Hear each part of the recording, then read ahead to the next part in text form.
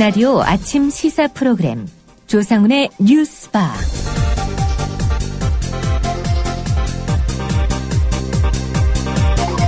청취자 여러분 안녕하십니까? 조상훈입니다. 박근혜 대통령의 그제 국무회의 강경 발언을 두고 여권 내부에서도 비판적인 목소리가 나오고 있습니다. 국회 정상화를 위해선 여야가 세월호 특별법 재협상을 통해 해법을 마련해야 하는 상황인데 삼권 분립이라는 말을 차라리 안 했다면 모를까. 대통령이 갑작스레 나서 협상 가이드라인을 제시한 게 문제라는 얘기입니다. 새정치민주연합 강경파는 박 대통령 발언에 대해 선전포고, 계엄선포라며 맞대응을 예고하고 있습니다. 이들은 박영선 원내대표의 사퇴를 요구한 당사자들이기도 합니다. 이 가운데 대표격인 유승희 의원을 잠시 후에 만나보겠습니다. 박근혜, 박영선, 박시성을 가진 두 여성 정치인에 대한 유승희 의원의 견해 오늘 들어보겠습니다. 잠시 광고 듣고 9월 18일 목요일 뉴스바 이어가겠습니다. 조합원 스토리텔링님 신청 광고입니다.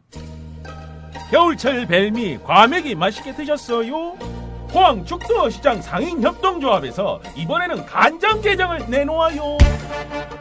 살아있는 암꽃게로 만들어 살이 탱탱한 명품 간장게장. 미디어 협동조합원께는 아주 저렴한 가격으로 모시고 배송비를 따로 받지 않습니다. 010-9896-8282 010-9896-8282 검색창에서 죽도락을 검색하세요. 밥도둑 망도둑 내 사랑 간장게장.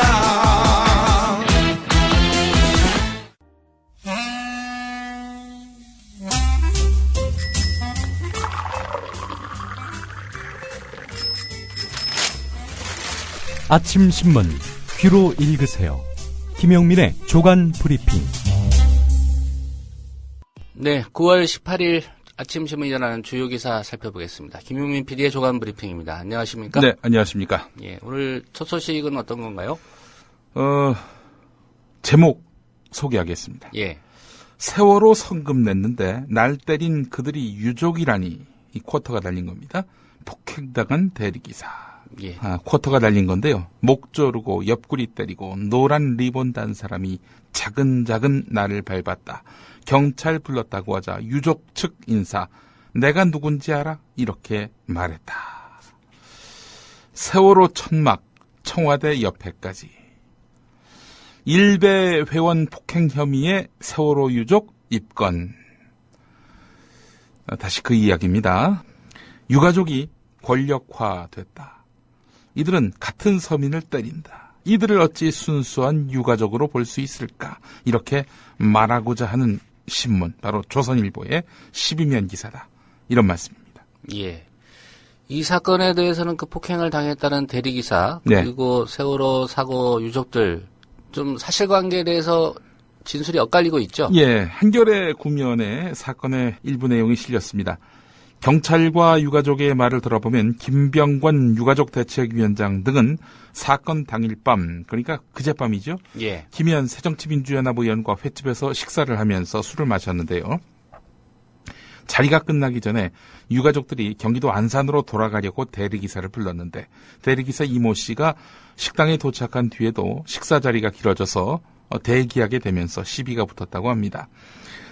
그때 당시 현장을 지나던 김모 씨와 함께 유가족이 죄송합니다. 다시 말씀드리겠습니다. 이 유가족이 이 대리기사, 기다리던 대리기사, 그래서 불만이 가득한 대리기사, 예. 대리기사와 유가족과 이 대리기사의 싸움이 붙었을 때 옆에서 말리던 시민 김모 씨, 이 두 사람을 유가족이 때렸다는 겁니다. 주목되는 부분은 이겁니다. 그 대리기사와 지나다 말리던 시민, 각각 김 씨와 이 씨인데요. 일방적으로 유가족에게 맞았다라고 말하고 있습니다. 이에 대해서 유가족 측은 쌍방폭행이라고 말하고 있는데요. 유경근 가족대책위 대변인은 김병권 위원장은 폭행을 당해서 한쪽 팔에 기부스를 했고 수석부 위원장은 치아 6개가 부러져서 입원해 있습니다. 이 정도면 중상 아닌가요? 유족 주장이 맞다면 유족은 거의 일방적으로 얻어맞은 꼴입니다. 서울신문 구면을 보니까 이 대리기사와 말리던 시민, 유가족에게 폭행당했다는 이 두 사람은 크게 다치지는 않았다 이렇게 전하고 있습니다. 예. 뭐 그렇다면 유가족이 일방적으로 맞았다 이렇게 봐야 맞겠죠. 당시 현장에 있던 김현 의원은 한겨레와의 통화에서 등을 돌린 채 대화를 나누던 중에 어느 쪽이 먼저 폭력을 행사했는지는 보지 못했다. 처음에 대리기사가 지금 안산까지는 못 간다고 항의하기에 그래서 김현 의원이 자신의 명함을 주고 연락처를 달라고 했는데 거부했다는 거지요. 그러더니 이 명함을 그 행인에게 건네면서 이걸 인터넷에 올려라 라고 말을 했다는 겁니다. 이 과정에서 유가족들이 국회의원인데 그렇게 대하지 말라고 하니까 이 이모 씨가 대리기사가 내가 굽신굽신해야 하느냐 라면서 반발했다라고 밝히고 있습니다. 대리기사가 와서 뭐 고객이 말이 길어져가지고 어필할 수 있겠죠. 예. 근데 뭐 이렇게 적대적으로 나오는 것이 좀 납득이 안 갑니다. 이런 승강기가 결국 폭행으로 이어졌다는 건데 말이죠. 예. 일부 보도를 보니까 현장에 그 CCTV 화면이 있던데요. 예. 또 이 연루된 유족들은 뭐 경찰 조사에 성실히 임하겠다고 했으니까 예. 또 경찰의 조사 결과를 지켜봐야 될 것 같습니다. 지금 뭐 이 시민하고 대리기사는 일방적으로 맞았다 이렇게 말하고 있는데 이분들은 별로 많이 다치지 않고 이 유족들은 치아가 6개 부러지고 팔에 기부스를 했고 참 상황을 이해하기가 어렵네요. 예. 뭐 경찰이 전말을 수사하겠다 이러고 있으니까 그 결과를 지켜볼 뿐입니다. 자, 어쨌든 세월호 유가족 대책위는 사건의 그 전말과는 무관하게 9명 그 임원진들 예. 전원 사퇴하기로 했습니다. 예. 가족들이 모여서 총회 열어서 다시 집행부를 구성한다고 하죠. 네. 예. 다음 소식 살펴보겠습니다. 한겨레 3면입니다. 조선일보 9월 10일치 신문사설 제목이 이랬습니다. 세월호의 진저리 치고. 이 사설은 세월호라는 말만 들어도 진저리를 치는 지경이다 라고 썼는데요. 또 지난 9월 10일자에서 그 유명한 김창균 부국장이 칼럼을 실었군요. 예. 대통령의 7시간 겨냥한 특별법인가라는 제목인데요. 야권이 세월호의 진실을 부르짖는 진짜 속내는 참사에 대한 책임을 어떻게든 청와대 쪽으로 돌려서 박 대통령을 흔들고 싶다는 것이다. 이렇게 썼습니다. 중앙일보의 대통령 편들기는 좀 더 대담합니다. 이철호 논설위원, 이 사람 대통령의 7시간은 대통령의 2시간여로 수정돼야 한다. 이렇게 말을 했습니다. 낮 2시 반쯤 대형 참사라는 사실을 청와대가 처음 인지했으니 2시간여로 좁혀야 한다 이런 얘기입니다. 대통령이 낮 2시 반까지 전원 구조로 알고 있었다는 게 그 상식의 관점에서 보면 더욱 놀라운 일인데 어쨌든 대통령에게 힘이 돼줬을 그런 주장입니다. 김대중 조선일보 고문은 대통령 발언이 나온 지난 16일 세월호를 아예 깡그리 마패라고 표현했습니다. 세월호라는 마패만 있으면 대한민국의 어느 법도 무시할 수 있다는 발상이다. 마패를 흔들고 규칙을 깡그리 무시하는 집단으로 세월호 유족을 이렇게 매도했던 것이죠. 자, 이런 사설 칼럼만 보면은 대통령이 세월호 정면 돌파를 해도 되겠다라는 자신감을 얻었던 것은 아닐지 모르겠습니다. 예. 오늘 세월호 유족을 불순한 유족으로 몰아세운 조선일보 한 면을 통 털어서 이렇게 보도를 했거든요.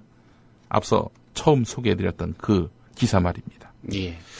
일면에도 기사를 실었더군요. 네, 관련해서 뭐 세월호 가족대책위 임원 전원이 사퇴했다는 기사는 일면에 실렸던 것 같습니다. 동아일보도 일면에 실었습니다. 예. 예. 다음 소식입니다. 경향신문입니다. 오면 유민 아빠 김영호 씨 인터뷰 내용입니다. 진상조사위에 수사 기소권이 포함된 특별법은 삼권 분립에 위배된다고 대통령이 말을 했는데 이에 대해서 어떻게 생각하느냐라고 기자가 물어보니까 10년 이상 법조 경력을 지닌 국가위원회 상임위원 한 명에게 검사의 지위와 권한을 부여하는 것이다. 과거 특검법의 특별검사 자격 요건과 같다. 특별법이 삼권 분립에 위배된다면 특검법도 삼권 분립 위배 아닌가? 상당히 논리 정연한 말씀입니다. 박근혜 대통령이 외부 세력이 특별법을 이용해서는 안 된다라고 했는데 유가족들 위하는 사람들은 국민이라고 생각 안 한다는 것 아닌가 이렇게 또 반박을 했고요. 예. 대통령의 강경 발언 그 이유가 뭐라고 보나라고 기자가 물어보니까 김영호 씨가 주호영 새누리당 정책위 의장이 9월 2일 3차 면담에서 여당과 청와대를 수사하겠다는 거냐라고 물었는데 결국 자기들의 자리를 지키려고 방어하는 것 아니겠는가 이렇게 말했습니다. 청와대에 호소했던 것을 후회하는가라고 물어보니까 후회하지 않는다. 지금이라도 만나서 대화하고 싶다. 유가족도 국민도 빨리 일상으로 돌아가고 싶다. 이런 말을 했습니다. 예. 자, 한국일보 이면을 보겠습니다. 박 대통령 한마디에 세월호 지우기 본격화 이런 제목입니다.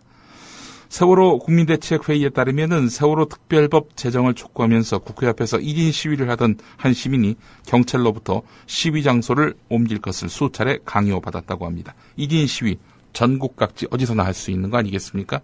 경찰이 딴 데로 옮겨라 이렇게 지속적으로 압박을 했다는 것 자체가 집회와 시위의 자유를 억압하는 거 아니겠습니까? 이런 가운데 교육부는 전교조가 세월호 참사 관련 수업에 나설 수 없도록 제동을 걸고 그 노란 리본조차 달지 못하게 하는 이런 어제 조상훈 국장 말씀대로 감정 통제까지 시도하고 있는 상황이고요. 예. 유가족들의 대통령 면담은 계속해서 이렇게 외면당하고 있는 상황이고요. 자, 세월호 지우기는 추석 연휴부터 조짐이 보였죠. 청주 춘천시가 세월호 현수막을 주민 요구가 있었다면서 철거했다가 논란을 빚었고요. 이에 대해서 김옥이 연세대 사회학과 교수는 박 대통령의 발언은 정부가 사실상 최후 통첩한 것과 같으므로 세월호 유족들과 사회단체들은 정부안을 받아들이느냐 마느냐의 양자택일만 남은 그런 상황이다 라면서 앞으로 정부가 세월호 문제와 관련해 더욱 강경한 자세로 나올 가능성이 높다 이렇게 말하기도 했습니다. 예. 박근혜 대통령이 유엔 간다는 거 아닙니까? 예. 예. 여건이 된다면 유엔에다 이 문제를 호소하는 방안도 예. 생각해볼 만한데 그런 생각들은 하고 있는지는 모르겠습니다. 예. 그러면 또 나라 망신이다 이런 반응이 나오겠죠. 외교관계 운운하면서 예. 국격 운운하면서 방어막을 치겠죠. 예. 경향신문 13면으로 가보겠습니다. 자, 원세훈 선거법 무죄 결국 검찰이 항소시한 하루 전에 항소장을 냈습니다. 포기를 안 한 것을 갸륵하게 여겨야 할까요? 어제 6시간 동안이나 회의를 했다는데 네. 예. 어쨌든 검사들끼리는 좀 경론이 있었던 모양입니다. 잠시 후에 들으실 뉴스의 재구성에서 그동안 즉각 항소로 대응했던 검찰의 과거를 또 살펴보실 수 있습니다. 자, 가장 큰 쟁점. 법원이 무죄 판결한 공직선거법 위반 부분을 항소할 것이냐 이거 아니었습니까? 예.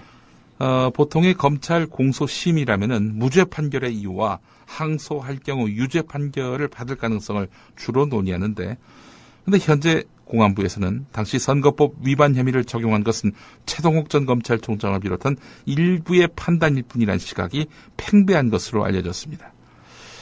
그러니까 이번 항소는 어떤 원세훈 유죄 도출을 위한 항소일 가능성이 대단히 낮아졌다 이런 얘기 아니겠습니까? 항소는 했지만 검찰은 공직선거법 위반 혐의보다는 디지털 증거의 증거 능력을 인정받는 쪽에 더 무게를 두고 있는 형국입니다. 검찰 역사상 1심 판결에 대한 항소 여부가 이렇게 주목받은 경우는 드물었는데요. 자, 법원의 무죄 판결을 적극적으로 비판하면서 즉각 항소 입장을 밝힌 다른 사건들과는 다르게 검찰은 어느 때보다도 고심하는 모습을 보였으니 결국 여론의 비판에 떠밀린 어쩔 수 없는 항소 결정 아니겠느냐 이런 평이 나오고 있습니다. 예. 검찰이 항소심 재판 과정에서 어떤 의지로 어떻게 임하느냐도 또 눈여겨봐야 될 것 같습니다. 예. 다음 소식입니다.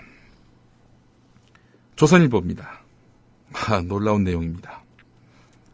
박영선 위원장이 사실인지 아닌지 아마 입장을 밝혀야 될 것 같다라는 생각도 드는데, 자, 지난 15일 그 시점은 박영선 위원장이 나 탈당할 수도 있다. 아니, 탈당해야겠다. 날 싫어하는데, 날 죽이려고 하는데 내가 당에 남아있어서 뭐 하겠느냐. 이렇게 언론에 보도되던 그런 시점 아니었습니까? 예. 그때 박영선 위원장이 돌아갈 길을 적극적으로 모색했다는 겁니다. 쉽게 이야기해서 지난 4일 동안 탈당 의사를 밝히고 집거하면서도 이를 번복하기 위해 측근들과 지속적으로 논의했다는 겁니다.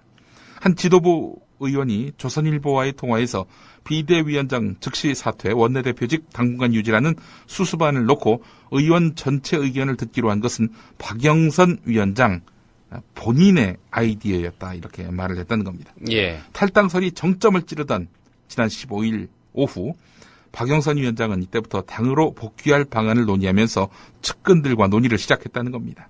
박영선 위원장은 자신이 원내대표로 복귀할 경우 언제부터 직무를 수행할 수 있을지, 차기 비상대책위원장은 누가 적합한지에 대해서도 이미 논의한 것으로 전해졌다는 겁니다. 그렇다면은 언론과 이 당의 주요 국회의원들한테는 탈당 큰 소리 치고 뒤에서는 복귀할 명분을 쌓았다, 이런 얘기 아니겠습니까? 예. 자, 한결의 3면으로 가보겠습니다. 날치기, 폭력 막자며 도입할 땐 언제고. 국회 선진화법 얘기입니다. 국회 폭력과 법안 날치기 통과 등을 막기 위해서 여야 합의로 2012년에 도입한 국회 선진화법에 대해서 새누리당이 헌법재판소에 권한쟁의 심판을 청구하기로 한 것입니다. 새누리당은 또 일정 기간이 지나면 법안을 자동 상정해서 처리할 수 있도록 하는 국회법 개정안도 마련하기로 했습니다. 선진화법 개정은 현행 선진화법 때문에라도 야당의 도움 없이는 법 개정으로 이어지기 힘들다는 거죠. 자, 이런 그 선진화법 때문에 할 일도 못한다, 새누리당의 인식인 것 같습니다. 결국 국회 공전의 책임을 야당에게 떠넘기고 여론 지지를 끌어내서 야당을 압박하기 위한 것으로 보이는 측면도 있는데요. 이 이야기는 어디에 근거를 두는 것이냐.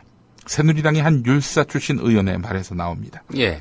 헌법 소원을 검토하다가 이거 어렵다고 보고 권한쟁의 심판 청구로 방향을 튼 것으로는 보이지만 어차피 권한쟁의 심판도 헌재가 받아들일 가능성이 높지 않다, 이렇게 말을 했습니다. 예. 그러니까 지금 하고 있는 국회 선진화법 개정, 야당이 합의해줄 가능성이 낮으니까 헌재 가서 호소한다는 거 아닙니까? 어떤 방식으로 호소하더라도 답은 안 나온다는 거지요. 예. 결국에는 지금 국회 선진화법 바꿔야 한다 라면서 헌재에다 호소하는 것 자체가 이것도 역시 언론 플레이다. 여론전이다. 여론전이다. 이렇게 한겨레는 분석하고 있는 겁니다. 아니, 자기들이 만들자고 한 법 아니에요. 나 참. 자기들이 만들자고 하는 법 갖고 그 법이 잘못됐다, 위헌성이 있다. 자, 정말 참. 하여튼 자기가 한 말을 뒤집는 거는 새누리당에서는 그냥 일도 아니죠. 조선일보 5면을 보겠습니다. 지금 자리가 비어있는 한국방송광고진흥공사, 코바코라고 불리죠. 예. 여기 사장의 친박계 곽성문 전 의원이 사실상 내정된 것으로 전해졌습니다. 아시겠습니다만은 MBC 기자 출신 아닙니까? 한나라당 국회의원도 했었고요. 한나라당 국회의원으로 있을 당시에 대구 상공회의소 관계자에게 맥주병을 던져가지고 부상을 입히는 그런 물의를 일으킨 인물입니다. 왜 우리에게는 정치 자금을 제공하지 않느냐, 이러면서 말이죠. 그 대선 때는 박근혜 후보가 대선 경선에서 패배하니까 이명박 후보는 대통령 자격이 부족하다, 이렇게 기자회견을 한 다음 탈당했었던 인물입니다. 예. 그때는 또 진실을 말씀하셨네요, 보니까. 예. 자, 일단 코바코는 아시겠습니다만 공기업입니다. 박근혜 대통령은 낙하산을 근절하겠다. 공공기관장들, 사실상 자신이 인사권을 쥔 공공기관장들에 대한 낙하산 스스로 하지 않겠다, 이래왔던 거 아닙니까? 자, 그런데 박근혜 정부 출범 이후에 선임된 공공기관장들 가운데 절반이 낙하산 인사인 것으로 드러났지요. 이번에도 마찬가지가 되는 셈이네요. 낙하산은 없다, 이 말은 대체 왜 한 걸까요? 그게 말 그대로 낙하산을 타고 공공기관 사옥에 착륙하는 그런 사장은 없도록 하겠다, 이런 말이었는지. 차 타고 온다. 차 타고. 예. 코바코가 코박. 코로 들립니다. 코, 박코. 예. 예. 가운데 자가 박자로 예. 들리는데요. 예. 경향신문 18면으로 가보겠습니다. 공무원 연금 얘기인데요. 앞으로 낸 만큼 받도록 하겠다. 이런 거 아닙니까? 국민연금에 비해서 특혜라는 지적을 받아온 공무원연금 개혁안에 밑그림이 있게 나왔는데, 공무원이 재직 기간에 납부하는 부담액을 50%가량 올리고 수령액은 삭감해서 낸 만큼만 받도록 하는 이런 고강도 개혁 방안입니다. 새누리당과 연금학회는 이런 내용을 담은 공무원 연금 개혁 방안을 오는 22일 국회에서 공개하겠다 이렇게 밝혔는데요. 하지만 개혁 방안에는 정부의 재정 수요 대책이 담기지 않은 데다가 공무원들의 어떤 동의를 구하지 않은 것이기 때문에 현실화될지는 불투명하다는 겁니다. 벌써부터 공무원 노조는 현행 공무원 연금보다 후퇴하는 그런 어떠한 개혁안도 수용할 수 없다 이렇게 밝히고 있습니다. 재미있는 기사 있네요. 조선일보 14면입니다. 서울대 신입생은 갈수록 진보적인 성향을 띠고 있지만 졸업생은 보수적인 성향을 갖게 되는 것으로 나타났다는 겁니다. 서울대 대학생활문화원이 공개한 신입생 특성 조사 보고서에 따르면 신입생 888명 가운데 자신이 진보적이거나 매우 진보적이라고 응답한 비율이 32.6%로 가장 높았다고 합니다. 예. 한편 이번 조사에서는 16개 단과대 가운데 법과대학 졸업생이 가장 자존감이 낮고 비관적인 성향을 지닌 것으로 나타나서 눈길을 끌었습니다. 서울법대 출신 알아주지 않습니까? 우리 사회에서. 그런데 가장 자존감이 낮고 비관적 성향이 짙다. 놀랍습니다.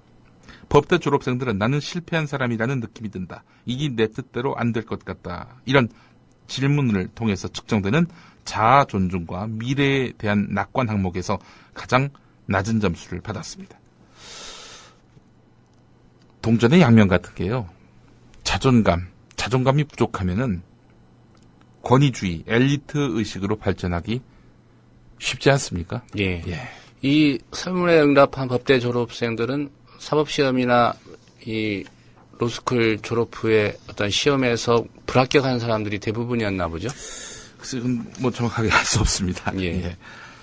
국민일보 일면 보겠습니다. 서울대 소식인데요. 서울대가 법인화 전환 이후에 적자를 피하기 위해서 장학 사업 등을 위한 발전기금과 기타 간접비를 끌어다가 짜맞추기식 예산을 편성한 것으로 나타났습니다. 사실 법인으로 전환한 것이 재정 기반 구축 때문 아닙니까?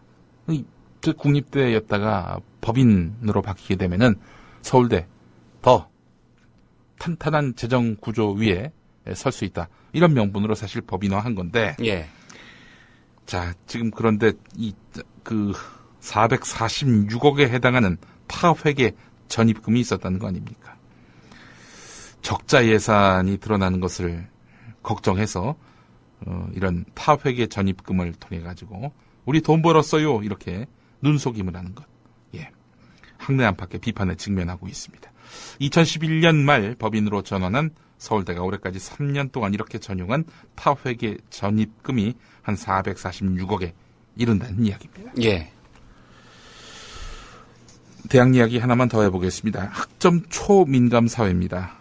얼마 전에 학점에 불만을 품은 학생이 교수에게 항의했다가 교수가 격분해서 심한 말을 했거든요. 국가인권위원회가 이 문제를 지금 조사하고 있는 중입니다. 사실 저 대학 강의 서보신 분들은 아시겠지만은 그 성적 매기고 난 다음에 항의하는 전화 때문에 한동안 골머리를 앓습니다. 그래서 요즘에 강사분들은 그 지각을 한다든지 결석을 한다든지 리포트를 안 낸다든지 뭐 명백하게 감점을 줄 수 있는 요인들을 찾아내는군요. 그렇죠. 예. 그리고 일일이 체크한다는 겁니다. 왜 그러느냐? 상대평가 때문입니다. A 플러스는 몇 명까지, A는 몇 명까지, B는 몇 명까지. 뭐 이런 것들을 다 이렇게 구분을 해야 되기 때문에 학점 매기는 것이 진짜 큰 일입니다. 이 학점 때문에 사실 이거 때려쳐야 하나 말아야 하나 그렇게 고민하는 그런 교수들도 적지 않습니다. 물론 학생들의 고민도 크죠. 만약에 한 학기 한 과목 학점이 안 좋으면은 취업문에서 한 발짝 멀어질 수 있기 때문에 학생들로서도 목숨을 걸 수밖에 없는 그런 구조란 이야기입니다. 이렇게 캠퍼스가 삭막해졌습니다. 네. 예. 취업하는데 대학 학점을 왜 보는지 그것도 좀 궁금합니다. 글쎄 사실은. 말입니다. 예. 여기까지 하겠습니다. 네, 김용민 PD의 조간 브리핑 잘 들었습니다. 네.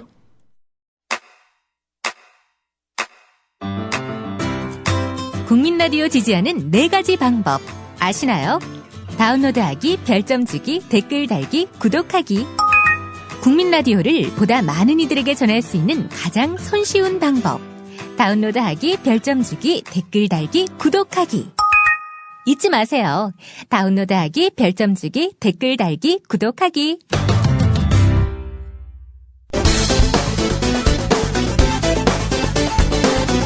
거액의 불법 정치 자금을 받은 혐의로 재판에 넘겨진 한명숙 전 총리가 무죄를 선고받았습니다. 이에 대해 검찰은 무죄 판결을 받아들이지 못하겠다며 즉각 항소하겠다는 의사를 밝혔습니다. KBS 사장 재임 시절 회사에 1,800억 원대의 손해를 끼친 혐의로 기소된 정현주 전 KBS 사장에게 무죄가 선고됐습니다. 검찰은 법원의 판단을 납득할 수 없다며 즉각 항소하겠다고 밝혔지만 인터넷 농객 미네르바 박대성 씨가 무죄를 받고 풀려났습니다. 이번 판결로 공익을 위해서는 표현의 자유를 제한할 수 있다는 정부 논리에 제동이 걸리게 됐습니다. 검찰은 즉각 항소하겠다고 밝혔습니다. 서울시 교육감 후보 단일화 과정에서 후보자를 매수한 혐의로 기소된 광노현 교육감에게 일부 유죄가 인정돼 벌금형이 선고됐습니다. 검찰은 법원의 1심 판결에 승복할 수 없다며 즉각 항소하겠다고 밝혔습니다. 박근혜 대통령의 부친 박정희 전 대통령과 동생 지만 씨에 대한 허위 사실을 공표한 혐의로 기소된 나는 꼼수다 패널 주진우 시사인 기자와 딴지일보 김호준 총수가 국민 참여 재판을 받았습니다. 재판부는 배심원들의 권고 의견을 받아들여 이들에게 무죄를 선고했습니다. 검찰은 즉각 항소하겠다는 뜻을 밝혔습니다. 그동안의 각종 사건에서 무죄 판결 직후 곧바로 항소 여부를 밝혔던 검찰은 이번에는 항소 기한 만료를 하루 앞두고 막판까지 고심을 거듭하고 있습니다. 자기들이 기소한 사건, 그런데 무죄 판결이 난 사건, 과거 같으면 즉각 항소 운운할 텐데 이번엔 항소 기한 만료 시점까지 두통 호소. 어떤 사건일까? 검찰이 1심에서 집행유예를 선고받은 원세훈 전 국정원장에 대해 항소하기로 했습니다. 항소를 결정하기까지 이례적으로 시간이 꽤 걸렸는데요. 이번처럼 관심이 큰 사건에서 무죄 선고를 받았는데 검찰이 항소 여부를 놓고 며칠씩 고민했다는 것 자체가 이례적이라는 목소리가 나옵니다. 검찰이 즉각적인 항소 의사를 밝히지 않은 것은 굉장히 이례적이라고 보여집니다. 수사 의지나 아니면 공소유지 의지가 부족했던 것이 아닌가. 때문에 검찰이 항소를 하기는 했지만 항소심에서 적극적으로 유죄를 다툴지 의문이라는 지적이 나옵니다. 이미 이분이 결론 내린 사건이어서 그런 거 아닐까? 지난 대선에서 국정원으로부터 어떤 도움도 받지 않았고 선거에 활용한 적도 없습니다.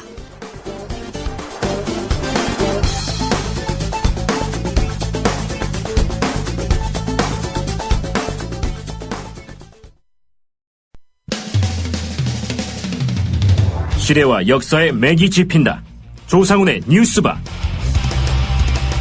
현장에서 전해드리는 실시간 정치권 뉴스. 네, 정치권 소식 국회 출입하는 김효진 PD 연결해서 들어보겠습니다. 김효진 PD 안녕하십니까? 네, 안녕하세요. 김효진입니다. 네, 새정치민주연합 이르면 오늘 비대위원장 선출하기로 했다죠? 네, 그렇습니다.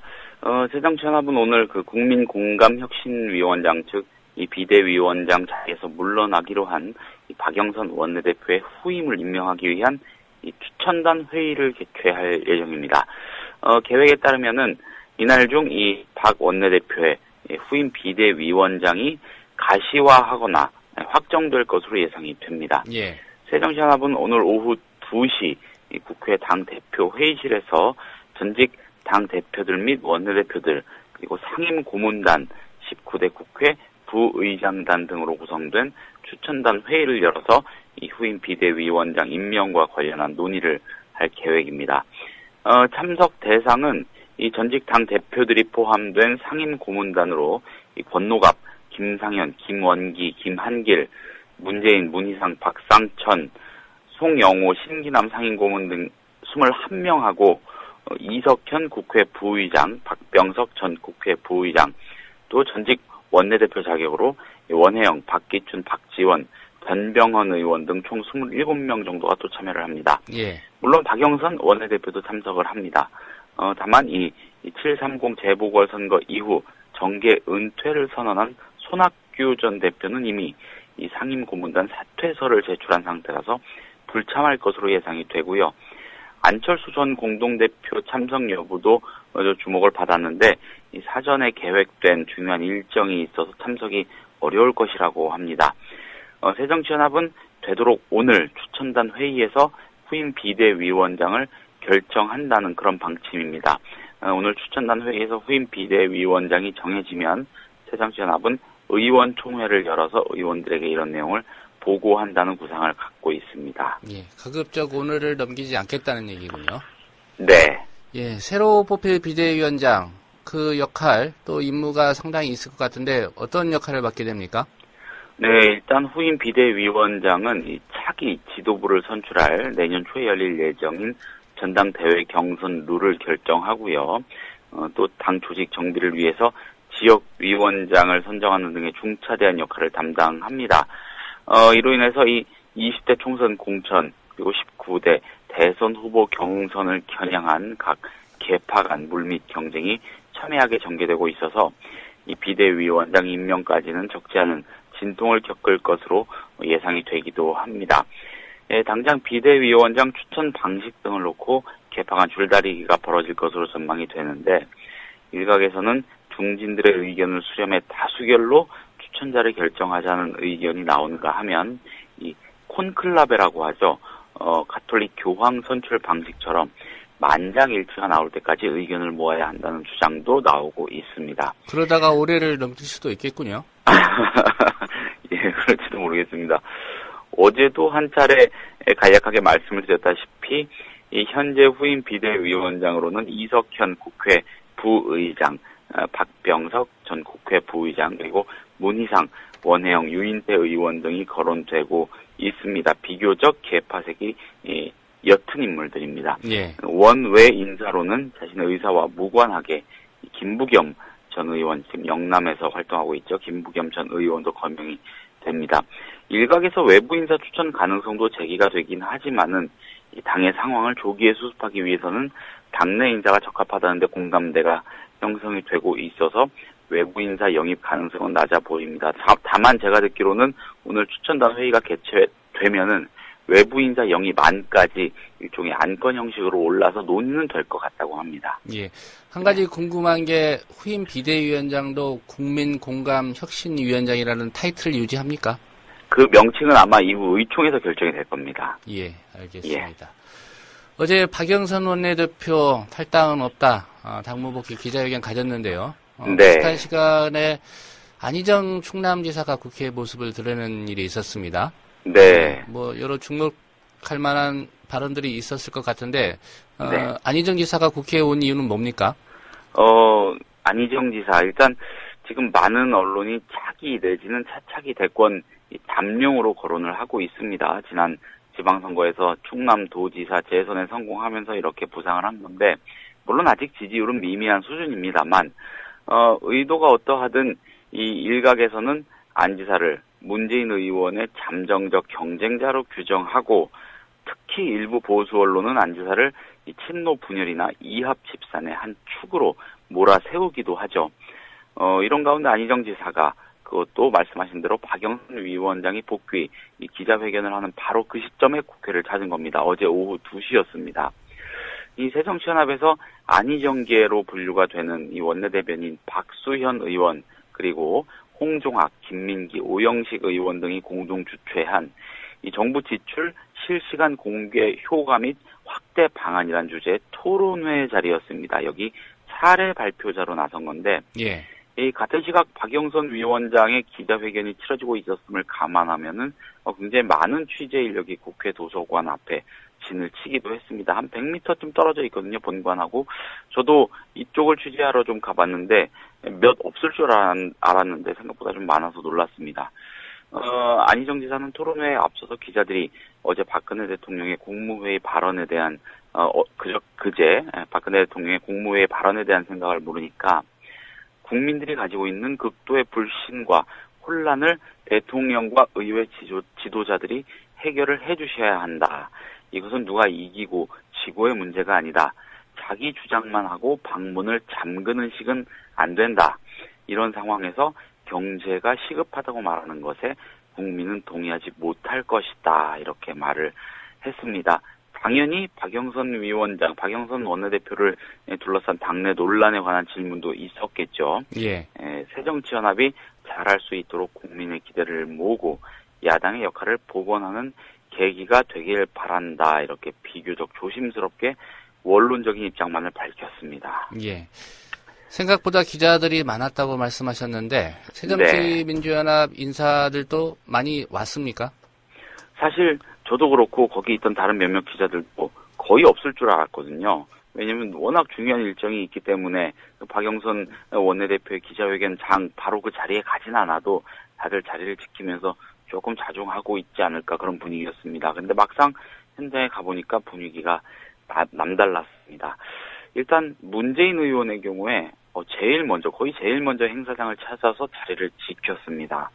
또 정세균 의원, 원혜영 의원, 유인태 의원, 추미애 의원, 그리고 충남이 지역구인 이 양승조 최고위원, 또 장병완 전 민주당 정책위 의장, 김경엽 의원, 신기남 의원 등 생각보다 많은 사람들이 자리를 했습니다. 이 자리에 모인 사람들의 면면을 하나씩 살펴보는 것도 굉장히 흥미로울 것 같습니다.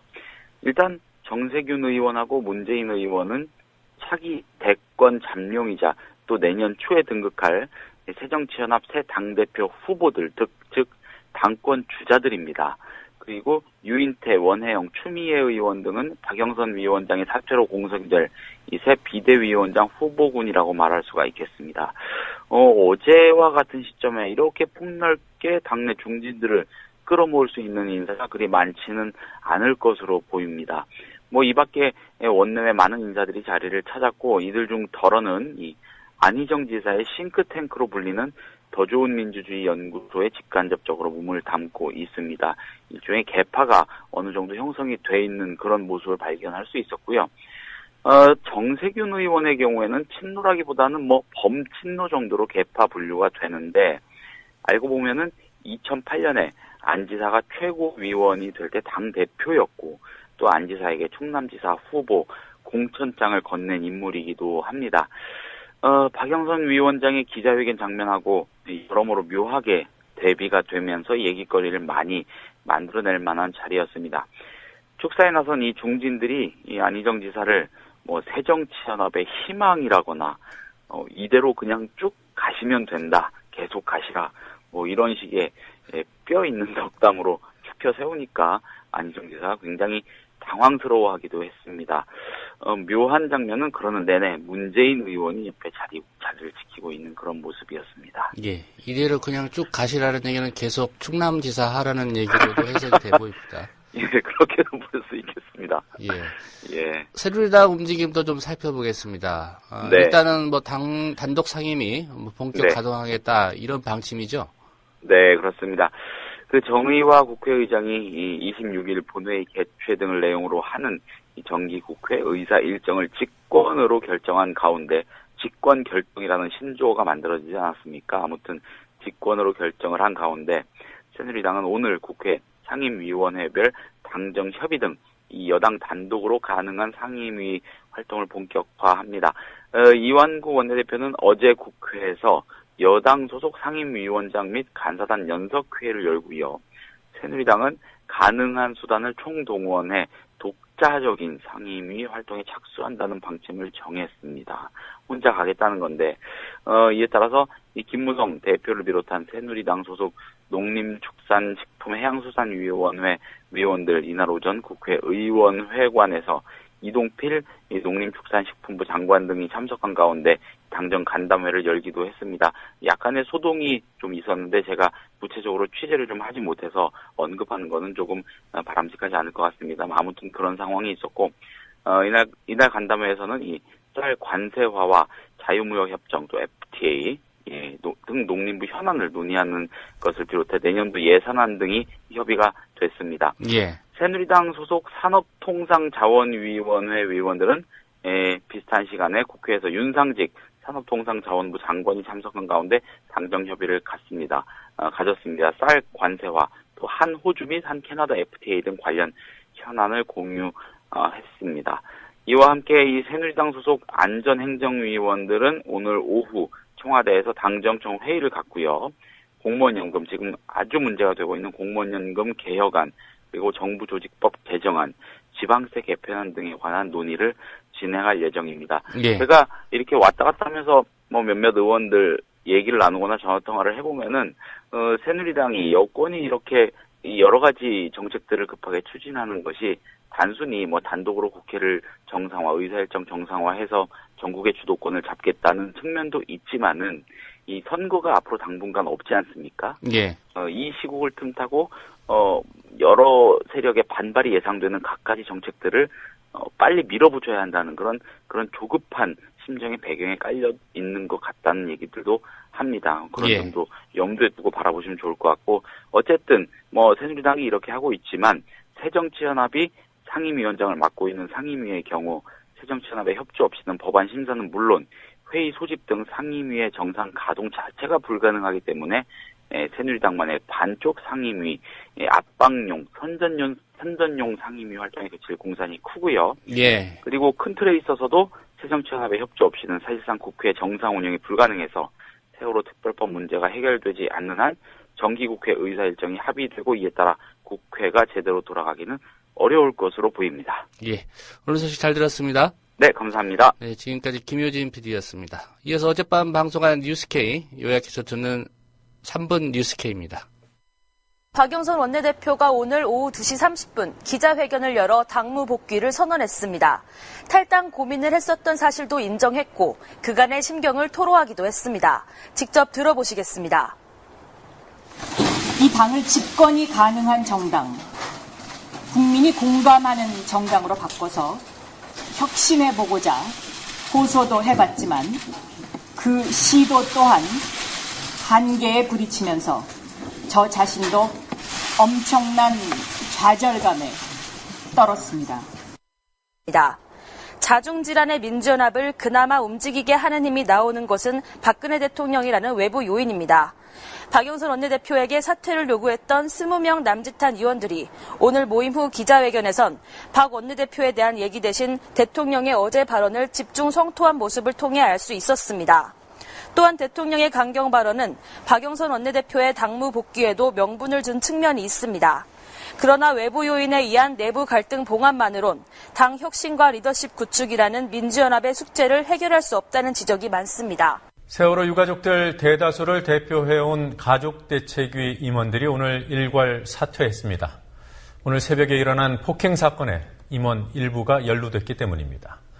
일방적인 집단 폭행이라는 일부 언론 보도가 과장됐다는 지적도 나오지만 경찰이 가해자로 보고 있는 유가족들 중에서도 대책위 위원장이 오른 손목 뼈를 다치고 수석 부위원장이 이가 부러지는 부상을 당해 병원에 입원해 있다고 유가족 측이 밝혔습니다.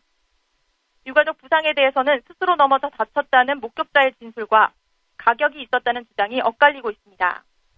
10년 전 사학비리로 퇴출된 손종국 전 총장 측이 경기대 재단을 장악하게 됐습니다.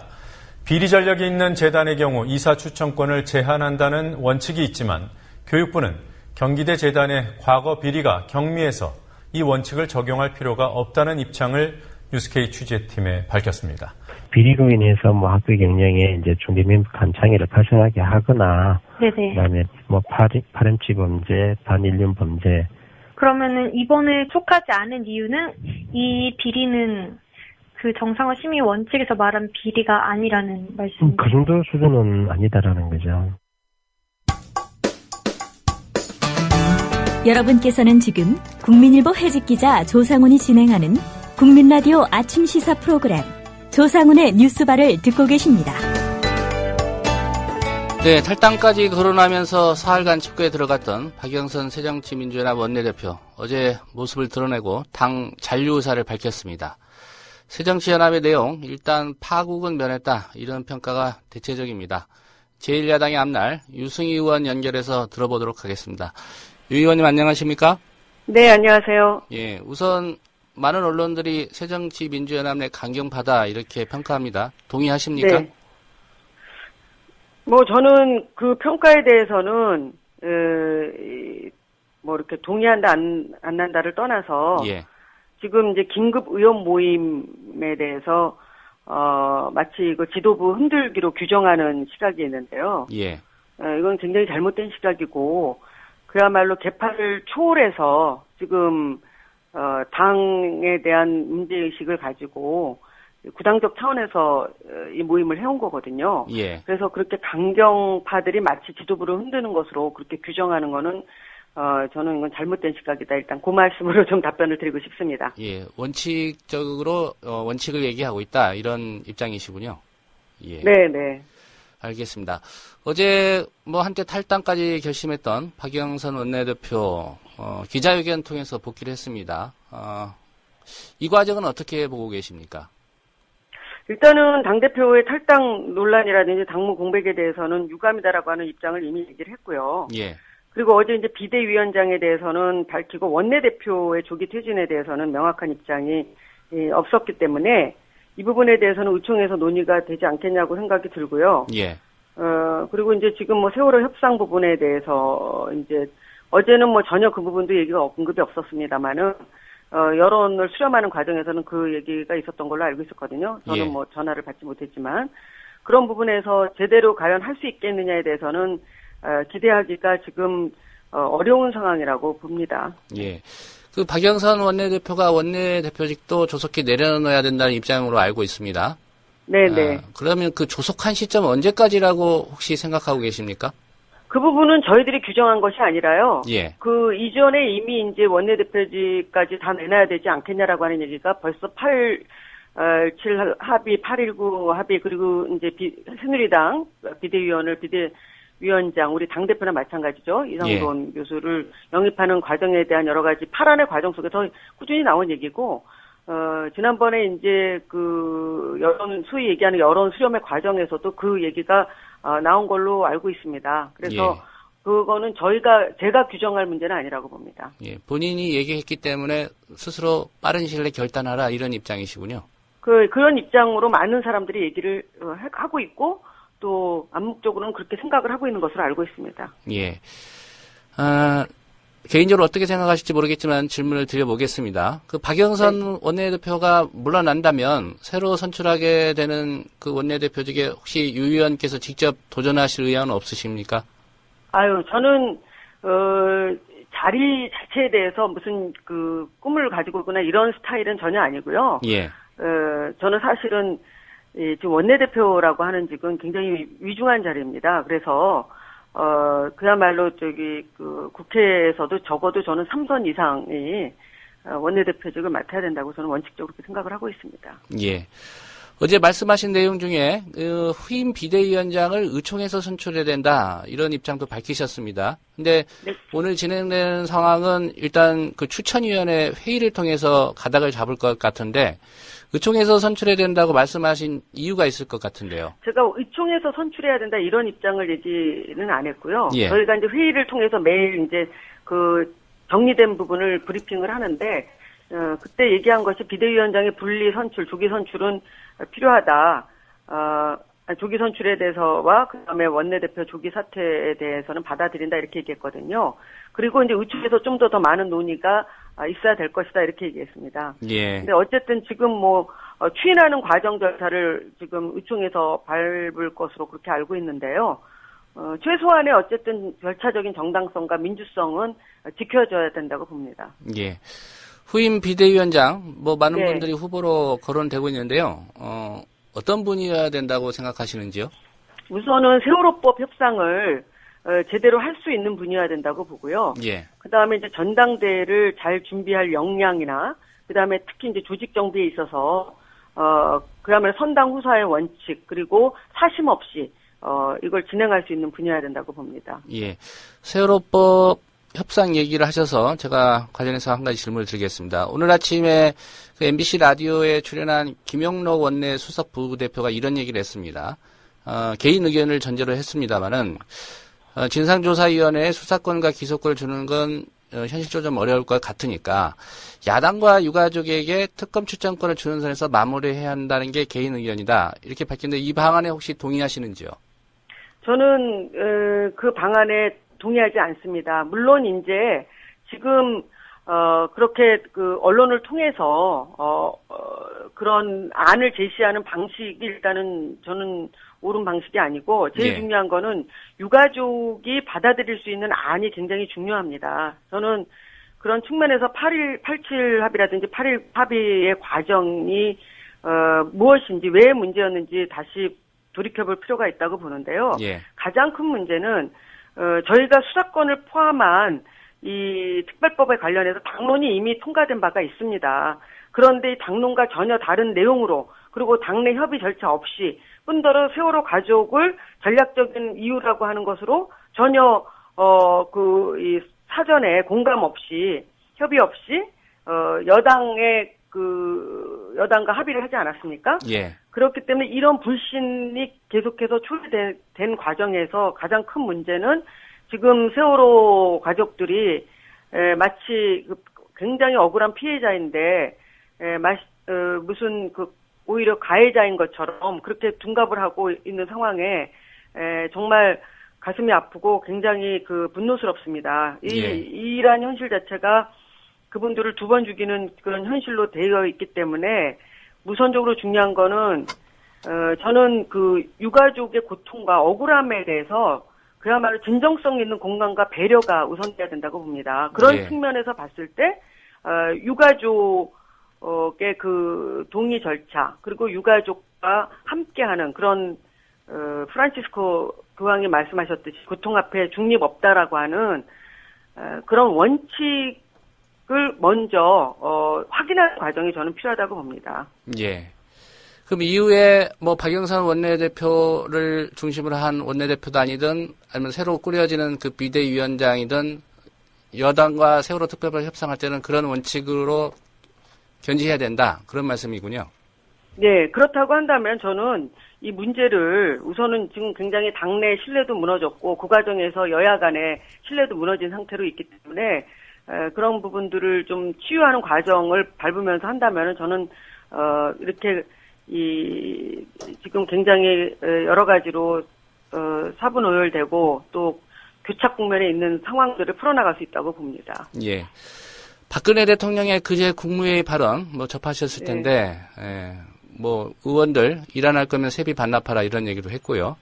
또 수사권 기소권 주는 거 본인이 할 수도 없고 또 사법체계 근간을 흔들리는 일이어서 동의할 수 없다 이런 입장인데 어떻게 평가하고 계십니까?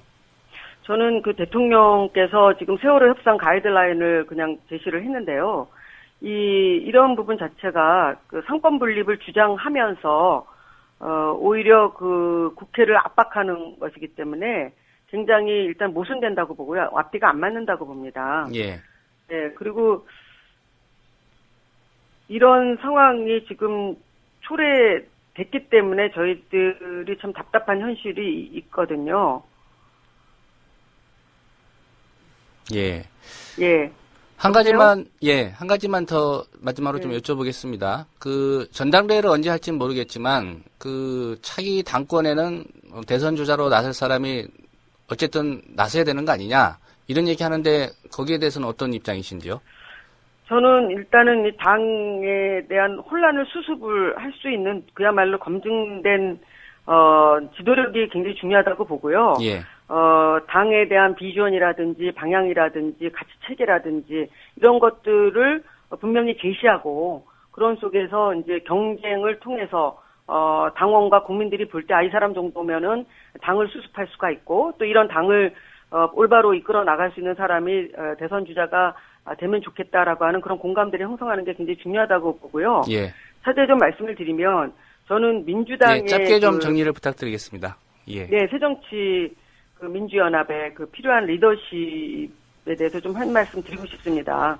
지금 이제 일각에서는 새정치 민주연합의 혼란에 이순신이라든지 DJ가 와도 이거를 수습을 못한다 이런 얘기도 있는 것으로 알고 있는데 저는 지금 이런 상황에서 그런 리더십이 필요하다고 봅니다. 예.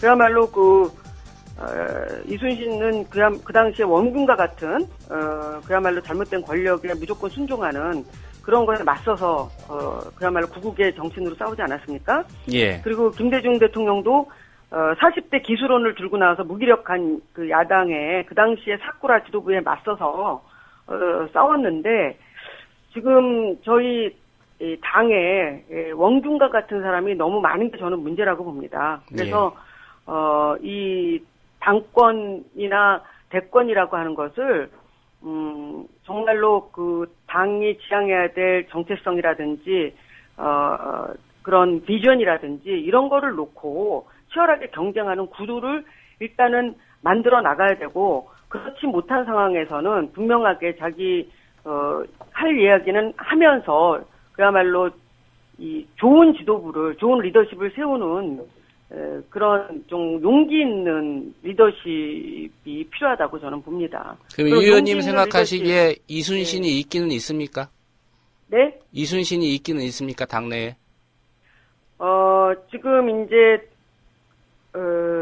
이렇게 그 혼란된 상황에서 과감하게 이 상황에 대해서 소신껏 정의를 하고 그래서 거기에 대해서 방향 제시를 하고 그야말로 그 치열하게 이 문제를 극복하려고 하는 의지를 정의로운 의지를 분명하게 갖는 리더십이 저는 나올 수 있다고 봅니다. 예, 오늘 말씀 여기까지 듣겠습니다. 잘 들었습니다.